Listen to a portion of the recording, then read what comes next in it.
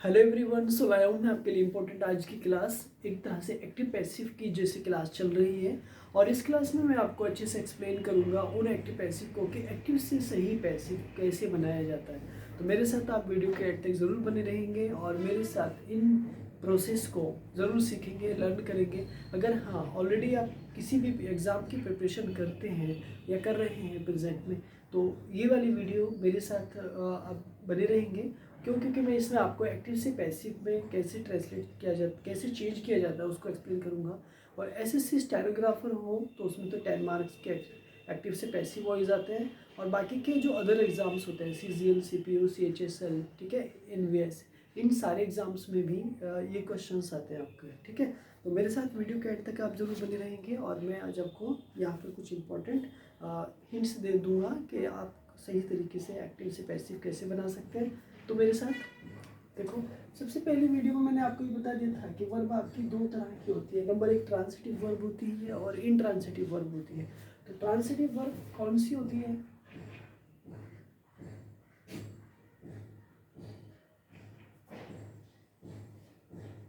और सेकंड होती है इनट्रांसिटिव verb.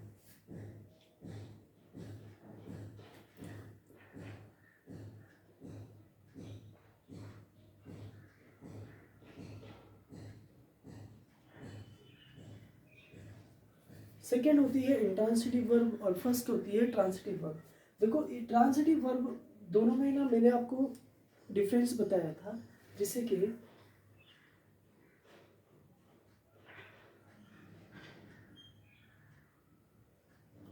My brother rights letter.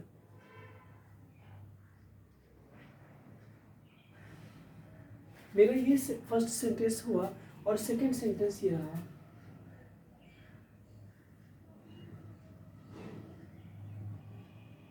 my brother sleeps. There are two sentences. Okay. अगर मैं ये वॉच करता हूँ, ये देखता हूँ कि जो मेरा पहला सेंटेंस है ना, वो ये दिखाने जा रहा है कि देखो सब्जेक्ट, इधर भी सब्जेक्ट यानी सब्जेक्ट यहाँ भी है और इधर भी है, वर्ब इधर भी है और इधर भी है, लेकिन ऑब्जेक्ट इधर तो है बट इधर नहीं है। ओके। तो अब आपके माइंड में ये चल रहा होगा कि जिन सेंटेंसेस में ऑब्जेक्ट होता है वो इंट्रांसिटिव और जिनमें ऑब्जेक्ट नहीं होता है वो इंट्रांसिटिव और जिनमें ऑब्जेक्ट होता है वो ट्रांसिटिव। तो यानी कि ये ट्रांसिटिव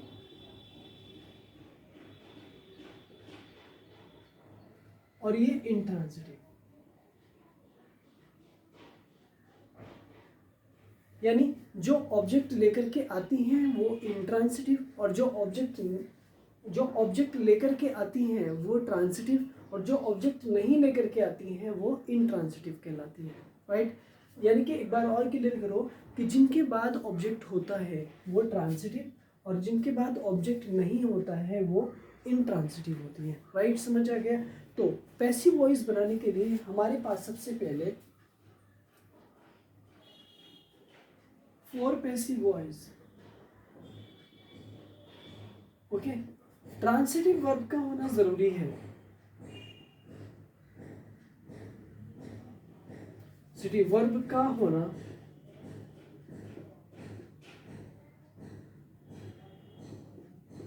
जरूरी होता है। यानी कि अगर वर्ब ट्रांसिटिव नहीं है तो we can not change into passive voice. हम उसे पैसिव वॉइस में नहीं चेंज कर सकते अगर हमारी वर्ब ट्रांसिटिव नहीं है तो। यानी माइंड में ये आ रहा है आपके कि इनट्रांसिटिव वर्ब की पैसिव वॉइस नहीं बनती है और ट्रांसिटिव वर्ब की पैसिव वॉइस बनती है। ये बात आपकी समझ में आ गई है, ठीक है। तो आपने ये भी समझ लिया होगा कि एक्टिव का मीनिंग क्या होता है और पैसिव का मीनिंग क्या होता है। देखो, एक्टिव का मीनिंग ये होता है जब कोई सब्जेक्ट खुद काम करता है तो वो क्या होता है, एक्टिव होता है। और जब मान लीजिएगा काम वह खुद नहीं करता है, ठीक है, किया जाता है किसी के ज़रिए, तो वो पैसिव वॉइस होता है, ठीक है। तो दोनों चीज़ें आपकी समझ में आ गई हैं। आई होप बड़े अच्छे से समझ में आपको आ गई हैं ये वाली बातें, ठीक है। पैसिव, आपको ये दोनों चीज़ें अच्छे से समझ में आ गई हैं। अब मैं यहाँ पर आपको कुछ इंपॉर्टेंट ऐसे लिंक दूंगा जो आपको समझने में और अच्छे से आपकी समझ आएगा। देखो डेफिनेटली मैंने आपको ये बता दिया है कि टेंस हमारे 3 होते हैं, number 1 present, past and future. ये भी आपको अच्छे से पता है। नंबर 1 प्रेजेंट, नंबर 2 पास्ट और number 3 future. Number 1 present, number 2 future, ठीक है, और नंबर 3 आपका कौन सा, पास्ट। आपके ये present, past and future 3 tense होते हैं, यानी कि तीनों टेंस 4 पार्ट्स में डिवाइड होते हैं, indefinite, continuous, perfect and perfect continuous, ठीक है। तो प्रेजेंट के भी 4 पार्ट होंगे, फ्यूचर के भी 4 पार्ट होंगे और पास्ट के भी 4 पार्ट होंगे। ये बात समझ में आ गई।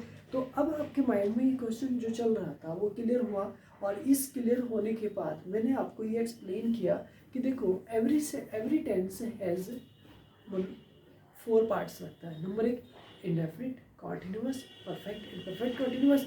सपोज अगर हम प्रेजेंट की बात करेंगे तो प्रेजेंट में हो जाएगा, पास्ट की बात करेंगे तो पास्ट में हो जाएगा, और फ्यूचर की बात करेंगे तो फ्यूचर में हो जाएगा। ये वाली बात आपको यहाँ तक मेरी बात समझ में अच्छे से आ गई है। सो अब यहाँ पर एक क्वेश्चन आपके माइंड में चल रहा है, फिर करना क्या होता है। तो जनरली मैं आज आपको ये बताऊंगा कि देखो सबसे पहले करना क्या होता है। हमारे पास सब एक वेरी सिंपल सा रूल है कि सब्जेक्ट के पास वर्ब होता है और वर्ब के बाद ऑब्जेक्ट होता है ना। तो आप सबसे शुरू में यहाँ पर क्या लगा देते हैं, ऑब्जेक्ट लगा देते हैं, और यहाँ पर हेल्पिंग वर्ब को लगा देते हैं, और यहाँ पर वी की थर्ड फॉर्म लगा देते हैं, और नए ऑब्जेक्ट से पहले यानी कि आप क्या लगाएंगे यहाँ पर, ठीक है, और यहाँ पर आप क्या लगा देंगे, एक तरह से सब्जेक्ट। अगर मैं ये यहाँ पर कहूँ तो मैं इसको सब्जेक्ट बोल सकता हूँ और यहाँ पर मैं इसको ऑब्जेक्ट बोल सकता हूँ, राइट। बट मैंने आपको समझाने के लिए वो सारी चीज़ें इधर रख दी, क्यों, क्योंकि यहाँ से इधर आएगा और यहाँ से इधर चीज़ आएगा, बट इसका दिया गया ऑब्जेक्ट जो है इसका हमेशा सब्जेक्टिव केस ही आएगा, ना कि ऑब्जेक्टिव केस आएगा, राइट, ठीक है। जैसे आई टीच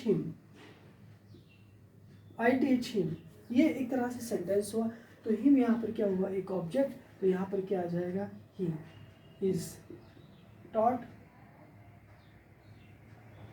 बाय मी, और इसका लास्ट में क्या बनेगा, ऑब्जेक्ट। तो ये वाली बात आपको मैं समझाने चाह रहा था, और मुझे उम्मीद है कि आपको ये सारी बात मेरी अच्छी से समझ में आ भी गई है। एक बार रिवीजन कर लीजिए।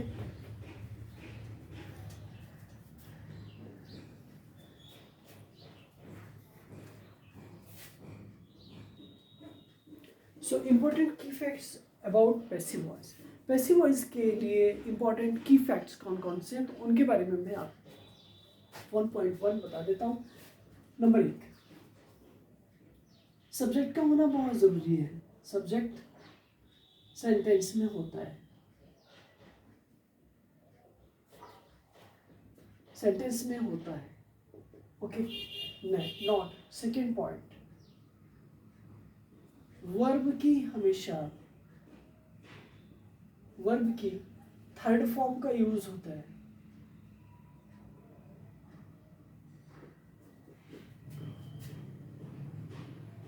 यूज होता है, वर्ब की थर्ड फॉर्म का यूज होता है, नॉट सेकेंड। न्यू ऑब्जेक्ट से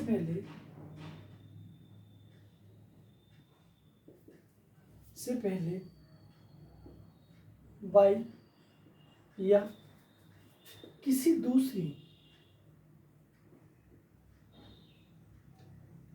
अदर प्रीपोजिशन का यूज होता है।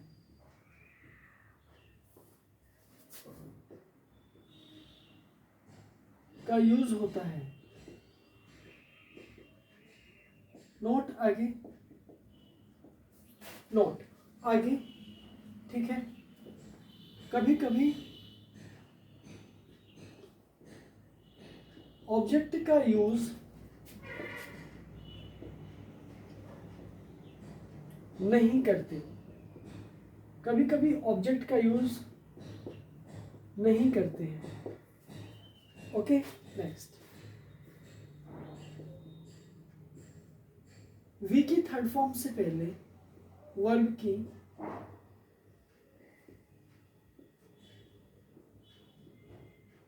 थर्ड फॉर्म से पहले वर्ब की थर्ड फॉर्म से पहले, वर्ब की थर्ड फॉर्म से पहले हेल्पिंग वर्ब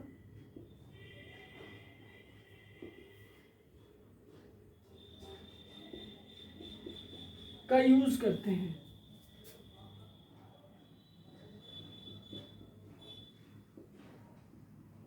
का यूज करते हैं। नॉट ट्रांसिटिव वर्ब का होना जरूरी है।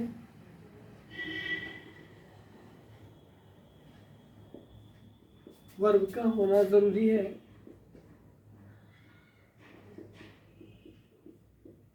जरूरी है। जरूरी है। नॉट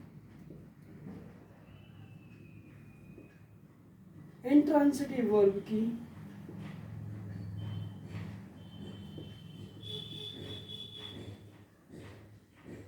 पैसिव फॉर्म नहीं होती। नहीं होती। नॉट असर्टिव, इंटेरोगेटिव,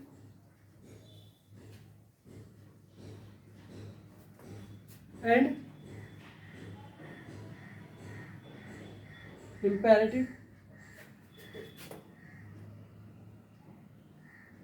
सेंटेंसेस की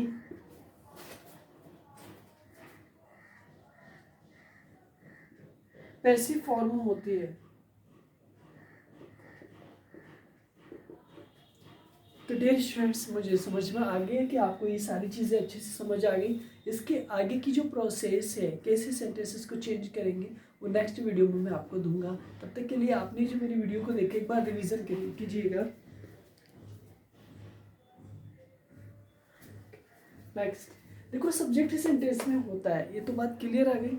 वर्ब की थर्ड फॉर्म का यूज होता है, यानी कि पैसिव वॉइस में न्यू ऑब्जेक्ट से पहले बाय या किसी अदर प्रीपोजिशन का यूज होता है, विद, एट, टू, इनका। ठीक है, कभी कभी ऑब्जेक्ट का यूज नहीं करते हैं, मतलब कभी कभी ऑब्जेक्ट का इस्तेमाल नहीं करते हैं। ठीक है, वर्ब की थर्ड फॉर्म से पहले हेल्पिंग वर्ब का यूज करते हैं, है ना, यानी कि वर्ब की थर्ड फॉर्म से पहले हेल्पिंग वर्ब का यूज, ठीक है, करते हैं, का यूज करते हैं। ठीक है, ट्रांसिटिव वर्ब का होना जरूरी होता है, किसके लिए? पैसिव वॉइस के लिए। और इंट्रांसिटिव वर्ब की पैसिव फॉर्म नहीं होती है, और असर्टिव, इंटेरोगेटिव और इंपैरेटिव सेंटेंसेस की पैसिव फॉर्म होती है। यानी सिर्फ 3 सेंटेंसेस ऐसे हैं जिनको पैसिव में चेंज किया जा सकता है, असर्टिव, इंटेरोगेटिव और इंपैरेटिव। ठीक है, तो मेरे डियर स्टूडेंट्स, ये सेंटेंसेस की क्लास आपको बड़ी प्यारी नज़र आई है, अच्छी नज़र आई है। सो मिलता हूँ मैं आपसे इसी तरह की अगली वीडियो में। तब तक के लिए आप मेरे पिछली वीडियोस नहीं देखी है तो आप उन्हें भी देखिएगा, इसे भी देखिएगा, और अच्छे से पढ़िएगा, अच्छा मन लगा करके पढ़िएगा। कभी कोई प्रॉब्लम आती है पढ़ने में तो आप प्लीज़ मुझे इस कमेंट कीजिएगा, क्योंकि आई शैल हेल्प यू, और मुझे भी पता लगना चाहिए कि कुछ जो आपकी जो प्रॉब्लम्स हैं उनको ताकि मैं सॉल्व करूं, तो मैं आपकी हेल्प करूंगा। मिलता हूं आपसे इसी तरह की नेक्स्ट वीडियो में। तब तक के लिए अपने हेल्थ का ध्यान रखिएगा। Bye bye.